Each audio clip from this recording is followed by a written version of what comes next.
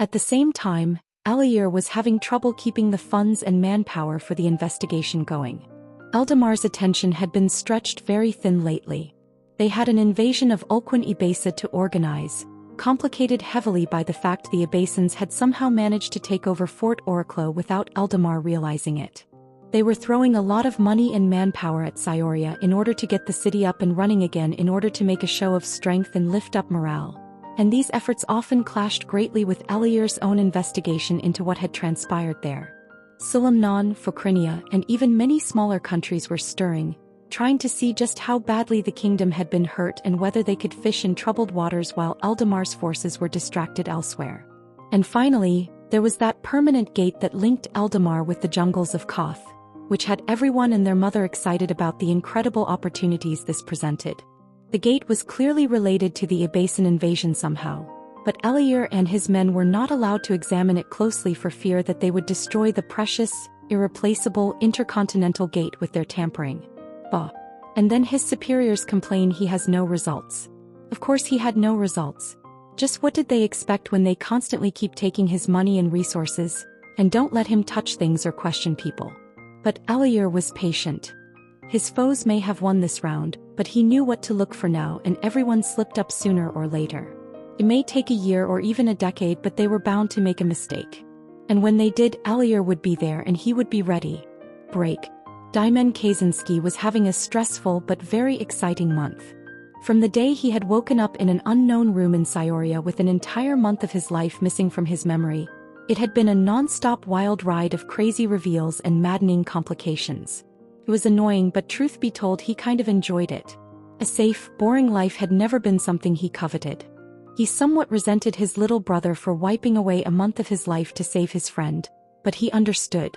He would have done the same in his place, probably. At the very least, Daimen could safely say he had profited handsomely from this whole time loop business. Not only had Zorian gifted him a veritable treasure of research and notes he had apparently made for himself during this time loop, but he also indirectly allowed the Terramachula to seize the permanent gate linking Koth to Eldamar. A permanent intercontinental gate. The sheer possibilities of that thing were breathtaking to consider. Eldamar's forces quickly moved to secure their side of the gate, but they didn't try to push through it to monopolize the whole thing. It would be too easy for the Terramachula to simply destroy their side of gate back in Koth, and thus ruin this whole thing for everyone. Thus, the kingdom of Eldamar and the Terramachula now found themselves in possession of a permanent dimensional link between continents. Both sides were positively salivating at the potential profits and other benefits involved, and since Daimen was closely connected to both of said parties, it was often up to him to act as a bridge and negotiator between these two sides. And then there was Zorian, his little brother, the time traveler. Well, it wasn't real time travel, but it may as well be from Daimen's point of view. He had beheld a doomed future, and then he had traveled back to their own world to stop it and save as many people as possible in the process. And in order to pull it off, he'd had to kill the original Zorian and steal his body for his own uses. Daimen would have liked to say he was conflicted about this information. Zorian was right. In a very real sense, his little brother had been murdered and replaced by an imposter. He should have been outraged. He should have been deeply disturbed by the implications, just like Zorian himself clearly was. But he wasn't. Maybe it was because the whole situation was so utterly ridiculous and it was hard to really know what to feel. Maybe it was because, by Zorian's own admission, the original Zorian hated him something fierce. Or perhaps it was because he damn well knew that if he had been in Zorian's position, he would have murdered his own original without a shred of hesitation and thought nothing of it. All he knew was that he'd simply told Zorian that everything would be fine, and that he shouldn't worry about it. He had only done what he had to.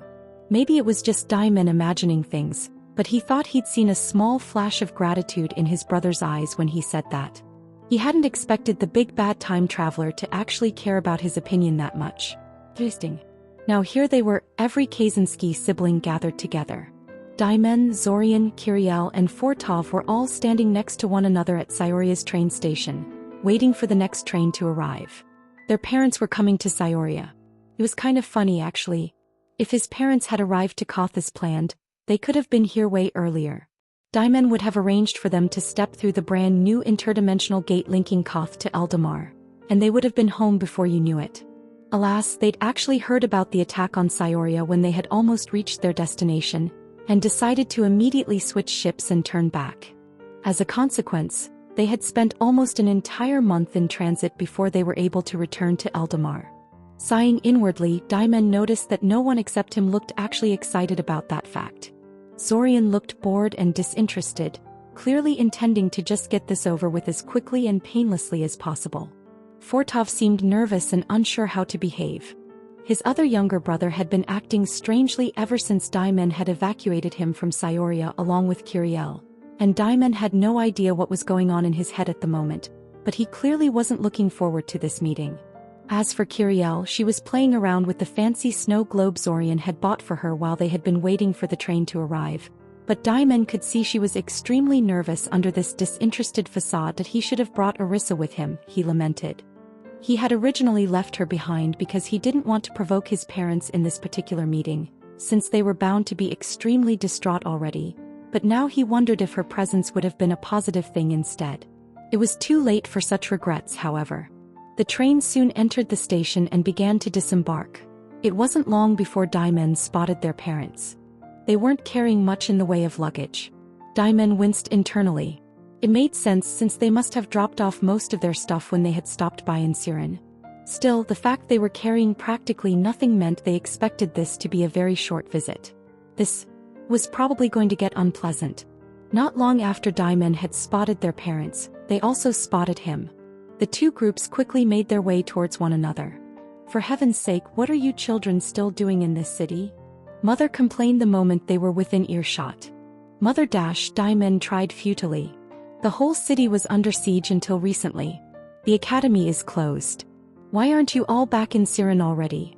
she continued. Father was totally silent, simply studying each of them in turn. Once he saw that all of them were unharmed, he seemed to relax a little. Most wouldn't be able to tell, but Daimen was the closest to Father out of all the Kaczynski siblings, and could read his little tics pretty well by this point. "Never mind, I'll help you pack your bags and we'll be home by tomorrow." "What? No, we won't," Zorian simply told her in a bored tone of voice. "Zorian, please let me handle this," Daimen urged in a low tone of voice. Father gave Zorian a penetrating look for his statement, a gesture that would usually instantly put Zorian on the defensive, but of course, this time Traveler Zorian was not bothered by it in the slightest. Zorian didn't talk about family all that much, but Daimen got the notion that Zorian had barely interacted with Mother and Father during the time loop. The two were practically strangers to him, and it showed in his attitude towards them. That, more than the fact he'd had to kill his original self to be here, greatly disturbed Daimen. "You seem to have grown some spine in the short time you've been here," Father remarked, still staring intently at Zorian. He didn't say whether this was good or bad, but Daimen knew he thought it was both. He liked when his sons had a firm, decisive attitude, but he also didn't tolerate disrespect towards himself and Mother. "Zorian is just dedicated to his studies," Daimen hurriedly explained, shooting Zorian a quick look to shut him up. "Just because the academy is closed doesn't mean we're all doing nothing. Zorian is organizing a study group for his class so they can continue studying on their own in private. He even got some of the teachers to help him out." "But Kiriel Mother tried. I like it here," Kiriel immediately exclaimed. "I have friends here and everything." "It's dangerous here," Mother said firmly. She glanced around the group for a second. "I really regret not taking her with us this time, but what's done is done. What I don't understand is how you could all let her stay here under the circumstances. She must be terrified after what happened here." "But I'm not," Kiriel protested. "Quiet," Mother barked at her. Kiriel immediately shrank back. Out of the corner of his eye, Daimen could see Zorian's mood immediately worsen. Out of all of them here, Kiriel was the one Zorian cared about the most. Daimen was pretty sure his little brother would be willing to make an enemy out of his whole family for Kiriel's sake, which was more than a little disturbing. Kiriel was a cute kid, but she could be a massive brat sometimes. "Anyway, if Zorian is as busy as you say, what about Fortov?" Mother continued. "He could have taken Kiriel back to Siren just fine, yes?" "Yes, he's already a failed student wasting his time and our money here," Father agreed. "Why not have him be useful for a change?" "You," Fortov protested, visibly outraged. "Am I wrong?" Father challenged. Why even send me back here if that's what you think about me? Fortov protested. Please, father, Diamond urged. Look, I know Fortov had some issues with his studies lately. Father scoffed. Mother sighed. Fortov looked furious and very bitter. But I have been giving him some help lately and I'm sure he'll turn the situation around, Diamond said. He had promised to take care of Fortov back in the time loop apparently. Although Diamond didn't remember it, he had to admit Fortov needed his help. Certainly Zorian made it clear he didn't want to do anything with the guy. Apparently, despite having lived in the same city for years, Zorian had never bothered to interact with his brother and figure out how to help him. For all his newfound maturity, this new Zorian still had clear traces of his old self. He sure could nurse a grudge, for instance. And for how long will that last? Father challenged. You'll be back in Koth soon, I imagine, and then he'll be back on his own. I doubt 1 month will make that much difference. Actually, I'm going to be around much more often than I usually am, Diamond said. Haven't you wondered how I got here before you? Father and Mother looked at each other. Oh, I thought maybe you used the teleport network, tried Mother. Diamond shook his head with a slight smile. Father, I want to show you something. We can go and meet my fiancée and her family now if you're willing. It's what you were traveling to Koth for after all. What? They came here with you? Mother asked incredulously. Diamond understood her disbelief. A single individual like him could conceivably cross large distances on a whim, but a small group of people was a much bigger challenge. You'll see, Diamond said with a grin. Things are going to change a lot in the future, I think. Who knows, maybe even your family business might profit out of this. Thankfully, this was sufficiently interesting that it distracted Mother and Father from further questioning. He knew that sooner or later, Mother would realize that Zorian had already started teaching Kiriel magic behind her back and that her beloved daughter had been literally attacked by assassins during the invasion. If nothing else because Kiriel was sure to blurt it out at some point. And that once she did, there would be hell to pay. For now, though, the crisis had been over. Zorian. Hey. Zorian. Diamond looked at the person calling out to his brother and saw a chubby boy with a happy smile on his face hurrying over. An older, well-dressed man with a mustache followed behind him at a more sedate pace. Probably the boy's father. The funny thing about this was that the boy clearly acted like he was Zorian's friend, but Diamond himself had never seen Zorian interact with him at all. That was interesting to say the least. Hey Zorian. I see you already got back too, the boy said once he got closer. I never left, Ben, Zorian said politely. Oh, so they did know each other. By this point the boy's father also arrived, though he stayed silent behind the boy. He simply gave a small nod and quiet greeting to the gathered Kaczynskis before waiting for his son to calm down. You never left. Man, you worked too hard, the chubby boy said. I heard you got roped into being an ambassador for some giant spiders. You got to introduce me to them someday, man. Sounds like one hell of an experience. There was a long silence as all the Kaczynski siblings looked incredibly uncomfortable. What? The boy said, realizing he made some kind of mistake. What did I say? Giant spiders? Mother repeated. Diamond couldn't help it. He sighed audibly this time. So much for averting disaster. Break. As he walked through the streets of the city and observed the reconstruction efforts around him, Zorian couldn't help but feel satisfied with how things had been going lately. There were a few complications here and there, but the city was slowly beginning to recover, and neither Zack nor Zorian had been implicated in what had happened. The thanks for that partially went to Olenek, due to him running interference on their behalf in exchange for helping him clean up Eldamar various threats, as well as Eldamar having its hands full with all kinds of problems these days, but mostly it was because they were currently complete unknowns to most people, so nobody even suspected they could have been involved. Zorian sincerely hoped that by the time they were forced to reveal some of their real skills, too much time will have passed, and people would not connect the dots linking them to the events that had taken place during the invasion. Sadly, his quiet enjoyment of the city was marred by the fact people kept giving him curious and occasionally fearful glances as he passed them, the crowds parting in front of him like he was diseased. Well, they probably weren't doing that because of him specifically. Rather, it was because of the giant telepathic spider strutting around the city beside him.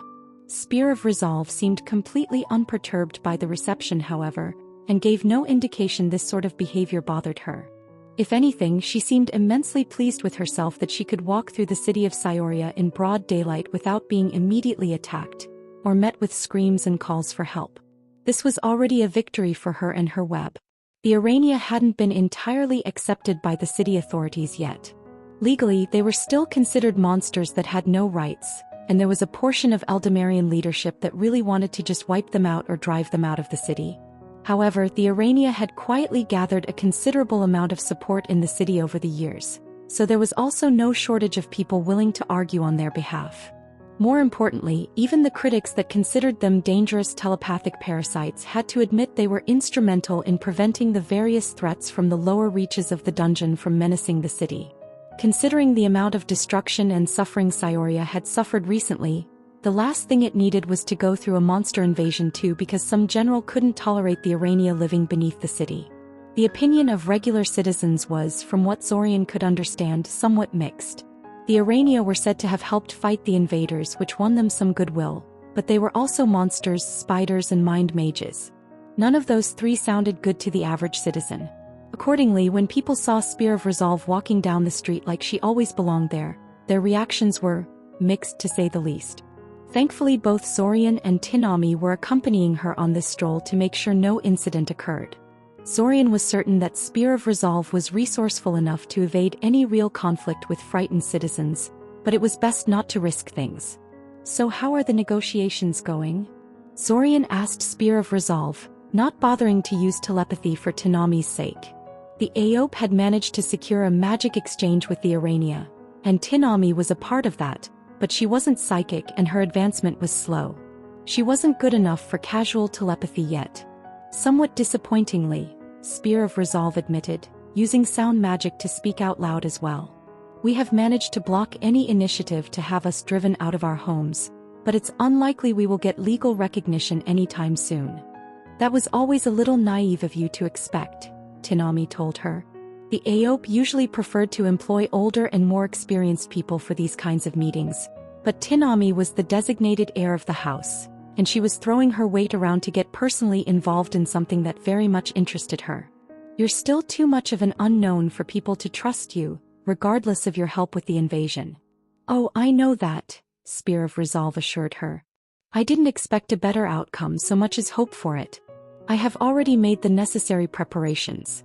The colony can retreat from Cyoria on a moment's notice, if it becomes necessary." "Where would you go, though?" Tinami asked. "I can't imagine there are that many places suitable for your kind. We would simply assault one of the smaller webs around the area and steal their home for ourselves," Spear of Resolve said blandly. "The Iranian world is a rather brutal place, I'm afraid." "Oh," Tinami lamely responded. "I heard your academy is about to reopen soon," Spear of Resolve said, turning slightly towards Zorian before resuming her walk. "So I'm told," Zorian said.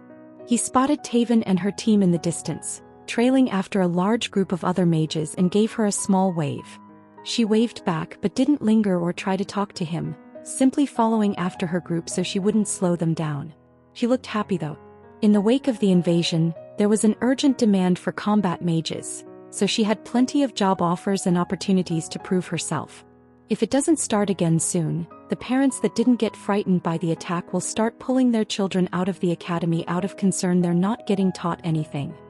He looked at Tinami, somewhat curious as to how she was handling that. She had never expressed any desire to join their study group, or any study group for that matter. Was she so focused on this Iranian business that she had no problems putting her education on hold for a month? Or did she have some kind of alternate arrangements? "My family has arranged private instruction for me," Tinami admitted, somehow guessing his thoughts. "I mean, no offense to your study group and your efforts, but this seemed a better idea." He was probably right. As good as he wasn't really a teacher, and he had a whole group to deal with anyway. Tinami probably would get far better results out of private instructors. It kinda made him wonder why her family had even sent her to the academy in the first place, if they could just hire a bunch of private instructors for her. Was it too expensive? Did they just want her to socialize with people? "I have a favor to ask of you then," Spear of Resolve told Zorian. "I've made some arrangements with the academy to let Novelty attend a few of your classes as an observer. I'd like you to keep an eye on her and stop her from getting herself into more trouble than she can handle." Why would you do that? Zorian frowned. I know she wants to learn human magic, but do you have any idea how mundane and repetitive our classes are? She'll be bored out of her skull in 3 days maximum.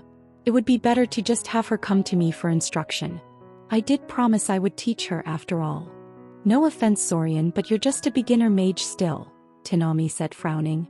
You're not really qualified to teach a member of a completely different species how to do magic. That kind of thing is best left for actual experts. Yeah, I meant I would teach her later, Zorian fumbled slightly. Years later, when I mature into a mage who is qualified to help her. That's what I meant. Tanami gave him a really strange look. It's a good thing for Novelty to receive a much-needed reality check from time to time, so I'm not really concerned about her being bored out of her mind there, Spear of Resolve said, ignoring their interaction. Besides, I didn't mean for this to become a regular thing. I just want to have the students see an Urania walking around and interact with them a bit. It's a publicity stunt more than anything. Oh, so this is kind of like what we're doing right now, Tanami said. After all, it wasn't like they had to have this conversation in the middle of a street where random people could see them. They could have just as easily met in a private room inside the Novita estate, or even inside one of the many Aope properties, but Spear of Resolve insisted they had to do this way. Yes, exactly, Spear of Resolve said. I have to ask, why Novelty? Tanami asked suddenly. Not that I dislike her or anything, but I get the notion that you're pushing her pretty hard and I can't figure out why.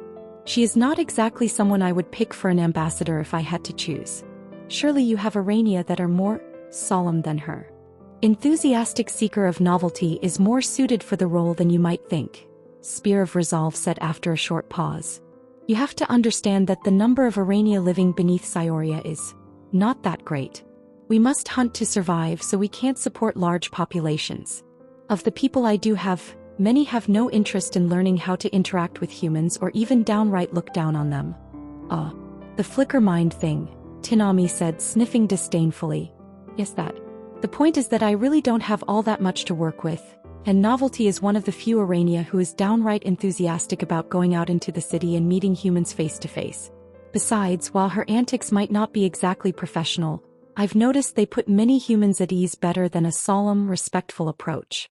They often perceive her as a harmless clown, or an innocent little girl, which never fails to amuse me. She's an adult Urania specializing in interactions with humans. She's far more dangerous to a human than your average, less excitable Urania. Oh, I didn't think of it like that, Tanami admitted. What Spear of Resolve didn't say, but what Zorian strongly suspected, was that she was pushing Novelty partly because she knew Zorian liked her. It was clear to him that the Cyorean web was determined to build a closer relationship with him and keep him as close to them as possible, so it made sense to have Novelty talk to him. After a few more circles around the center of the city, the three of them separated and went about their own business. Zorian never went home, however, instead choosing to continue wandering the city, lost in his own thoughts. He picked up a couple of newspapers as he walked and idly flipped through them. As he expected, most of the news was still dedicated to the attack on the city, even a whole month after it happened. An article about the Solrotham warriors that had helped the defenders during the attack caught his eye, if only because of the detailed drawing of a flying sandworm hovering above the city. He remembered that the Devil Wasps had refused Zorian's offer of simply gating them back home to their ziggurat and had decided to instead have their giant flying sandworm pick them up and slowly fly them back to their continent. Some kind of power play, probably. Thankfully, no one in Eldamar had been in the mood to pick a fight with a giant flying sandworm, so they let them leave without incident. Leafing through the articles more thoroughly, he also found subtle clues that the people who had received his gifts had already started to make waves with the knowledge he provided them with. In all honesty, Zorian had yet to hand out even a fraction of the stuff he owed to people for their help. It would take him literal years to finish paying back his debts this way, but he would persist. In any case, he was glad people were starting to make use of the knowledge they had been given. It assured him he wasn't doing all that in vain. He had also started writing a book on mind magic, but that was still in its early stages and nowhere near to completion. Publishing anything related to mind magic on a wide scale was going to be difficult, but he would find a way. Hours passed and the night began to fall. Zorian still continued to wander the streets of the city, restless. Though he had no real emergency to worry about, It somehow felt wrong to him to just lay around and do nothing. He had spent so much time constantly on the move, constantly tackling one crisis after another, that he felt like he had to do something with himself. Even if that something was basically wandering the city with no clear aim in sight. His mind wandered to the couple of issues he still hadn't dealt with. For instance, Princess. The giant divinely enhanced Hydra had survived her fight with Ogange's apprentice, and Zorian had no idea what he was going to do with her. There was no way to transfer ownership of her to Zack, so he was stuck with her. Thankfully, she was doing just fine for now, lazing around in the great northern forest, but he knew that couldn't continue forever. He had to figure out what to do with her one of these days. Another complication was the giant Ironbeak flock. Zorian had simply released them into the northern wilderness when he had been checking up on Princess, thinking they would simply scatter and continue on with their own lives from now on. Instead, they decided to stick around Princess and now followed her around everywhere, helping her hunt and feeding on the remains of her prey when she had her fill. It made Princess far more noticeable and eye-catching than she would have otherwise been, and made the question of what to do with her all the more pressing. He also didn't know what to do about Merva. He had managed to get the Golem Colossus out of Scioria before the army could move in and confiscate him, but his precious construct was still completely non-functional and the place where he was storing him was not really as secure as he would have liked. Annoyingly, he was probably going to have to tolerate this state of affairs for quite a long time. Restoring Merva back into combat condition and making a properly secure place to house him in would both take a large amount of money, and money was annoyingly hard to get out of the time loop. There were no more invader caches and bank accounts to steal from, so unless he wanted to prey on innocent citizens, he had to find other sources of funds, and vastly scale down his expenses. He had a bit of a problem, in all honesty.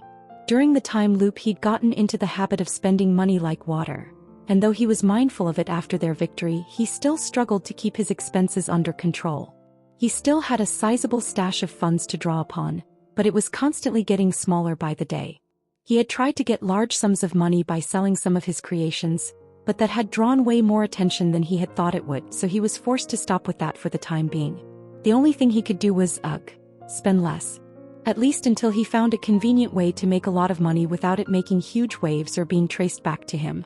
He stopped walking and looked at the full moon shining bright in the skies above. For some reason, the sight of the night sky, accompanied by the warm night air, helped put his mind at ease. "Well, Zorian, you wanted a normal life," he said out loud to himself. "Now you're having money problems.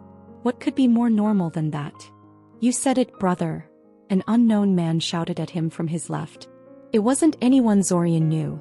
It was just some drunk that happened to be close by. Drunk enough to be spouting nonsense, but sober enough to make himself understood. "I too am completely penniless. I spent everything I had tonight, and there is nothing wrong with that. What could be more normal than that?" "Yes indeed, yes indeed, yes indeed." Zorian sighed and then turned in the direction of Amaya's house. He supposed it really was time to get some sleep. Break. She had no name. She did not need one. She was a hunter and a mother, devoid of any higher purpose except for surviving, protecting her territory and raising as many offspring as she could. But that was before. After her last feast, she had found herself imbued with greater purpose. The essence of her prey, the hated two legs that had provoked her again and again, had proven so sweet and so powerful. It filled her up, suffusing her in a way she had never experienced before, then filtered through her and settled inside her eggs. Her eggs were special now, she knew. The brood that would hatch out of them was going to be special too. She had always guarded her eggs and young diligently and with passion, only chasing them off when they grew too big and needy, but this time it was different. These eggs and the young that would hatch from them had to be guarded with her life. She would do anything to keep them safe. She would die for them if she had to. With her special purpose and her special eggs there came a voice, an urge. He had to go deeper. Her new children couldn't be satisfied with the weak prey that lived on the surface, or even the more palatable things that wandered the upper tunnels of the world. No, if she wanted to raise them right, she had to go deep, deep, deep, deeper than she would ever dare go under normal circumstances. She was mighty, but some of the things that made their homes here could end her in a moment if she weren't careful. She was afraid. She wanted to go back, go up, return to the safety of higher hunting grounds. But the urge, her purpose was stronger. She had to survive. She had to protect her eggs. She had to go deeper. So despite her fears, despite what all her life experience was telling her, she stubbornly kept going deeper. Where her destiny awaited.